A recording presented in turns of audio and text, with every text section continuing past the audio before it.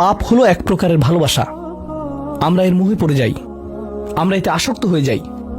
আর এই অনুচ্ছেদটি আসলে ভালোবাসার একটা প্রতিযোগিতা। কারণ আপনি ইন্দ্রিয় সুখ ভালোবাসেন, আপনি এই পাপগুলোকে ভালোবাসেন, আর আপনি তা ছাড়তে চান না, কারণ এতে আপনার সুখানুভূতি নষ্ট হবে। আর অন্যদিকে আল্লাহ বলছেন, আমি আমার নিজের দ্বারা সেই সুখকে প্রতিস্থাপন করে দিব, আমি এটাকে আমার নৈকট্য দ্বারা প্রতিস্থাপন করে দিব। আল্লাহ এই সুযোগ দিয়েছেন, আপনার নিজেকে এই সমীকরণের আলোকে সিদ্ধান্ত নিতে হবে। আপনি এই পরিস্থিতিতে পড়বেন, অন্য কেউ জানবে না, কেউ জানবে না যে আপনার মাথায় কি সংগ্রাম চলছে, কেউ জানবে না, শুধু আল্লাহ জানবেন।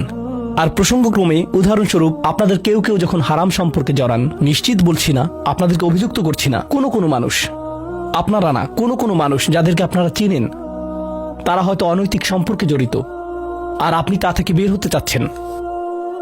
তো আপনি এই আলোচনা শুনে তাকে মেসেজ দিলেন,